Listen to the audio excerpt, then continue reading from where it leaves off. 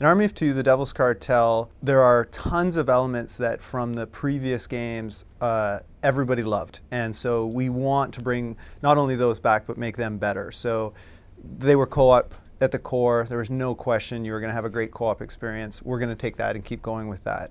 There was weapon customization in those games that everybody enjoyed. We're going to keep running with that for sure. There's also the experience of co-op, which is, you know, sitting on the couch with your buddy and playing split screen. At its core, it's a co-op cover-based shooter.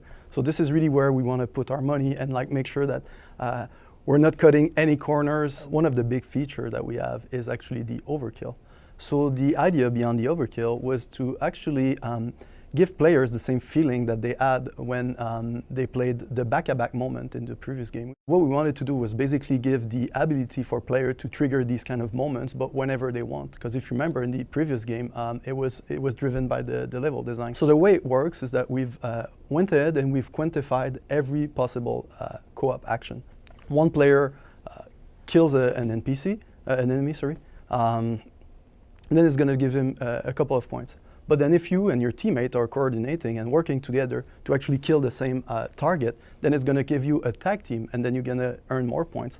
And then if your friend basically decide to take the aggro and then you circle around and flank the enemies, then it's going to generate a flank kill, which is going to give you even more points. Once you trigger it, you really like just become a beast. You're like the Terminator.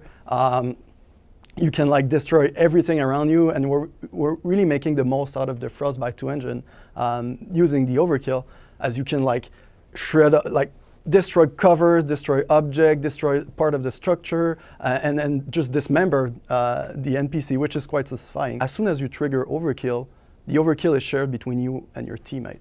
So what that means is that if you're in a room somewhere, you get your overkill, you trigger it, boom, your teammate is automatically an overkill.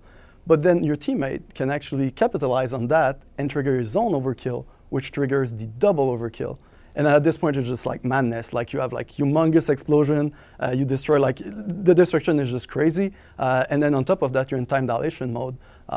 So needless to say that it's quite visceral to actually see all that destruction and dismemberment in slow motion. Overkill is absolutely our attempt to show players when they're playing co-op that you're going to get rewarded for basically being helpful for your friends and rewarding it right away. You know, you see the points really quickly, and then you finally get this big reward where you can trigger overkill, and you're like, I want to do more of that. I want to get that superpower. So that's our hook. That's our carrot for playing even more co-op with your partner on the couch. The concept of aggro actually exists in the game as like enemies will actually like change target based on various conditions, and for sure the players are more than welcome to actually play with these conditions to attract attention on them, or actually strategize. For instance, if you want to take the aggro from the enemy so that the other player can actually flank them and make the most out of it. And Army of Two, the Devil's Cartel, also the important point about the aggro is that it also ties in with the overkill feature.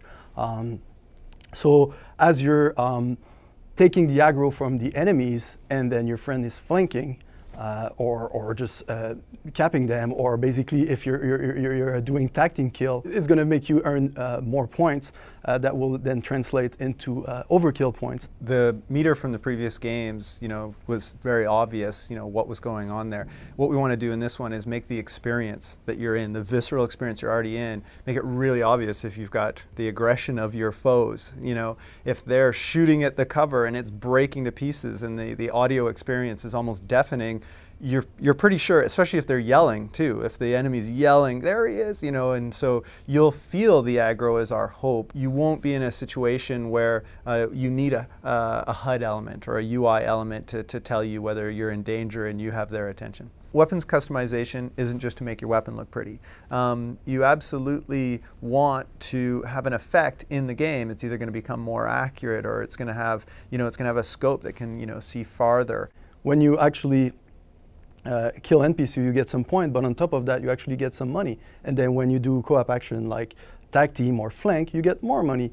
But then once you unleash the overkill, then you get even more money. And then that basically ties into this entire loop that we're really trying to create, because then soon enough, you basically get more money to buy better weapons and get more efficient at cooperating. There aren't as many slow moments where you might take a guy hostage and then ask the other cartel members if they'd like to see him live or die. It tends to be, it's go time. So when you get close, it tends to be a fight right away, whether it's them coming at you or you coming at them. The more complicated moments tend to be when you're going to do some very interesting split action in the environment, that needs both of you to engage the environment. So we tried to make the very custom moments that don't feel like normal core combat be about the mission, about the level, about the obstacle on the level, about getting into a vehicle, about the vehicle coming apart and having to move from one part of it to another. So most of our new moments tend to be in the midst of action. We're focusing strictly on cooperative, whether that's on your couch or whether playing online. The original multiplayer, we feel, is that couch split screen experience.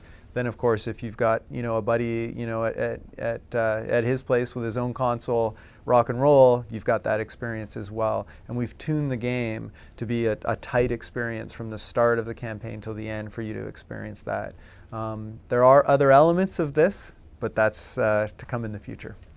Yeah, one thing that happens when you're building a game that's also going to be multiplayer is, of course, you make multiplayer maps and you focus on that. So absolutely, the resources that would have gone into building all sorts of other worlds in the world that we're in are now focused on making the worlds that we are building incredibly rich.